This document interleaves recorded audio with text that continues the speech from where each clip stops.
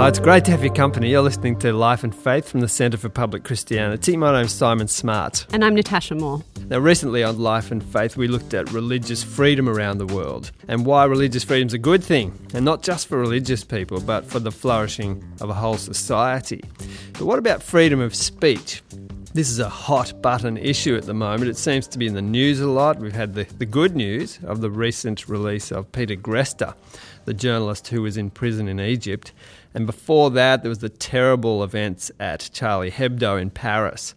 So this growing concern and conflict over free speech is also the subject of quite a few films coming out at the moment. Now, Natasha's been to see some of them. Citizen4, which is the documentary about Edward Snowden. Rosewater, that is about a journalist who was imprisoned in Iran after covering the elections in 2009.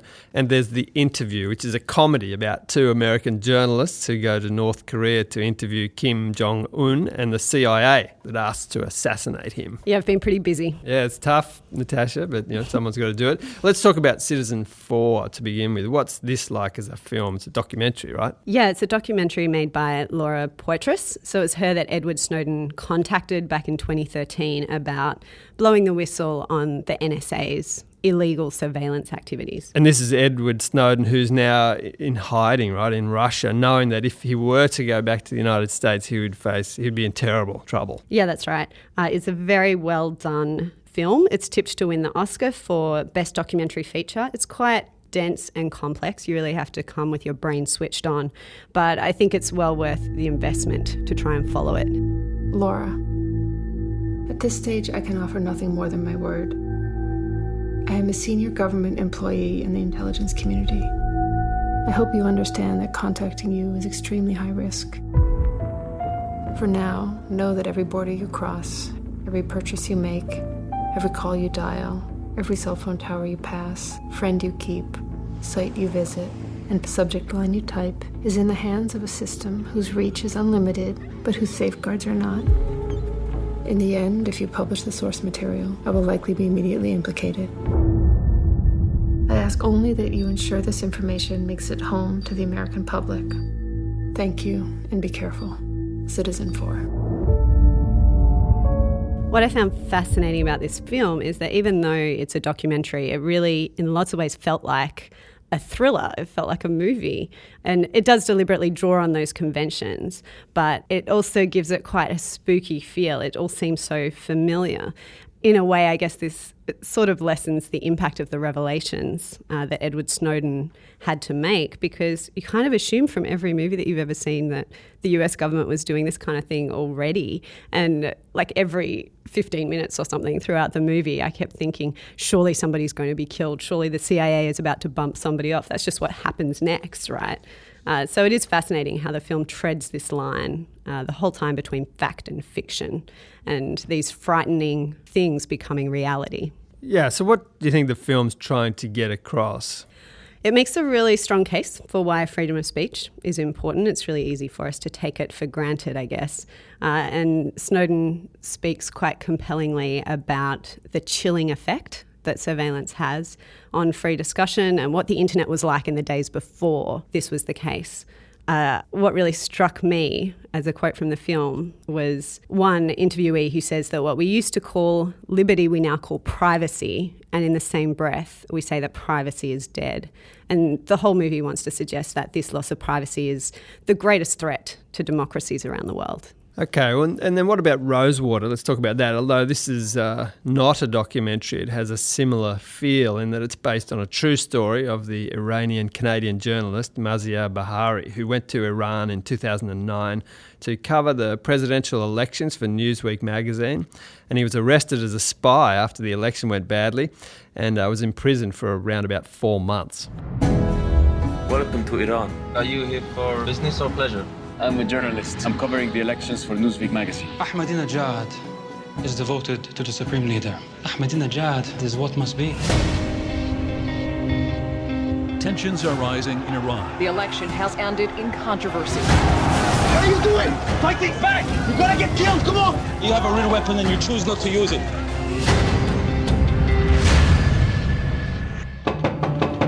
Stand up. We are here now.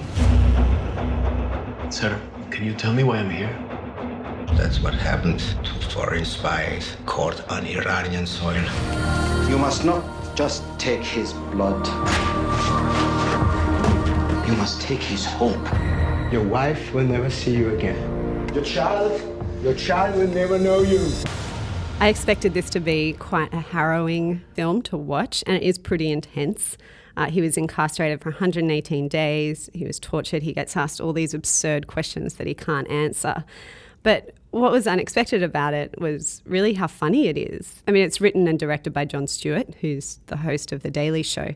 So it makes sense that there would be some comedy involved. But, it's not just kind of funny at the beginning and then it gets really serious. There's really this vein of humour running through it. And that works really well. It makes it a really enjoyable film to watch. Yeah, that's perhaps a bit surprising, but given the plot, I guess this also makes a pretty good case for the importance of free speech as well, right? Yeah, in this case, from this story, it's quite an easy case to make. Bahari is so terribly and also ridiculously treated that the regime comes across as totally paranoid. It's quite an optimistic movie, really. By the end of his time in prison, he's come to this realisation that it's not him who really has to be afraid. It's his captors who are afraid. They're scared of his freedom. They're actually the weak ones. So it's a really serious film, but it's also quite uplifting. Maybe uplifting, but certainly not serious, though, is The Interview. This is a comedy about two American journalists in North Korea. They're asked by the CIA to assassinate Kim Jong-un, who they're meant to be interviewing.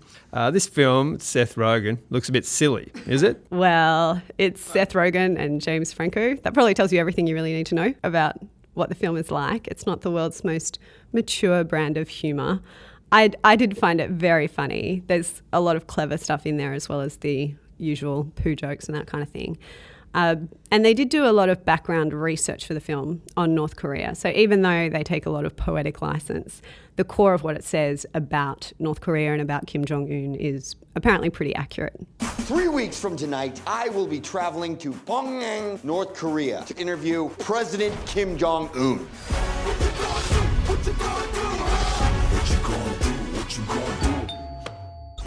Mr. Rappaport, I'm Agent Lacey with Central Intelligence. You two are going to be in a room alone with Kim, and the CIA would love it if you could take him out. Take him out. For coffee? Dinner? For kimchi? No, take him out. You want us to kill the leader of North Korea? Yes. Is that real? It was a gift to my grandfather from Stalin. In my country, it's pronounced Stallone. Just wish we had an escape plan. Why don't we go to Japan? Well, because it's across the Sea of Japan. Why don't we swim? Can't swim that. Oh, I'm a good swimmer. It's really, really far. People have done it. Nope. Yep, Michael Phelps did it. That's not true. There was a very strong reaction to this film, wasn't there? Yeah, it was pretty crazy. There was massive outrage from the North Korean government. When the release was announced, they condemned it as an act of war and threatened to respond with force if the US release went ahead.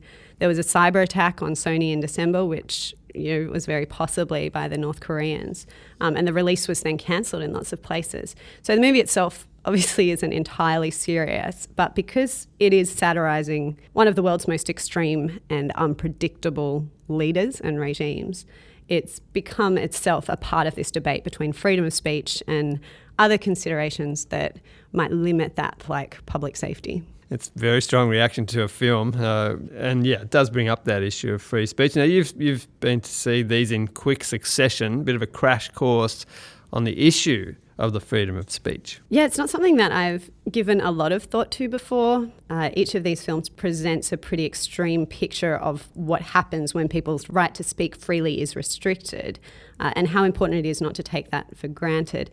Though they did kind of strike me as, in some ways, preaching to the choir. The really difficult questions about free speech that we face are closer to home when we're trying to figure out who has a right to say things that we really strongly disagree with and maybe even think are potentially dangerous within a society that does already value freedom of speech. Yes, it gets a lot more complicated, doesn't it, when we start to think about some of those situations. An example might be the anti-vaccination crew, who some people really don't want to have the right to speak and to spread this idea around. Yes, and the American anti-vaccination speaker, Sherry Tenpenny, had her tour cancelled recently because of opposition within Australia to her being able to speak at all. We do tend to agree that some restrictions of freedom of speech are needed. So there's types of speech that might be libelous or inciting violence, that type of thing. Most people think, yeah, no, those shouldn't be allowed. But where we draw that line is hotly debated. Now, I wondered whether, Natasha, you could think of whether there is a specifically Christian perspective that adds anything to this question. Does it lean one way or the other? It's often Christians who are calling for things to be restricted or censored, isn't it? Well, obviously it's a very complicated and just a massive area. But there do, I think, seem to be some basic insights that the Christian worldview has to offer that are relevant to this topic. In particular, Christian ideas about what people are like warn us to be pretty cautious in our calls to restrict the things that people want to say. So the Bible points out that humans aren't always very good at getting the truth right. If we have a bit of self-knowledge, then we should be aware of how fallible our own ideas and opinions are and be willing to be corrected. So Christian faith really calls for humility in this area. And it also teaches that humans aren't good at being properly impartial, that we're strongly biased towards our own interests. So we may theoretically think that we support free speech, but when we really strongly disagree with someone, it's actually very hard to be fair to them and to really accord them the same hearing that we do to ideas that we do agree with. Right, so if we are aware of our own limitations, that we're often wrong, that we're often biased towards our own views, then freedom of speech is essentially about trying to correct or counter those faults. It's also true that governments, public opinion, for instance, don't always have a great track record when it comes to judging which ideas are actually dangerous and which are true or harmless. Yeah, Christians have often been in the position of power in the past and have abused that position, have been the ones restricting other people's right to speak. But these days around the world, it's abundantly clear, I think, to Christians that they need to be defending everybody's right to speak openly about their ideas and beliefs. After all, the Bible is still the world's most censored book. Well, it comes back to the Christian view of human nature, which is not an idealistic one. No, it's very practical, really, and realistic about what humans are like and the way that we treat each other badly and tend to be pretty selective about things like truth. The Christian faith also claims to be about truth and about freedom, and that means that coercion, that attempt to force people to think some things and not other things, it just doesn't fit, though admittedly you wouldn't know that from certain episodes of Christian history.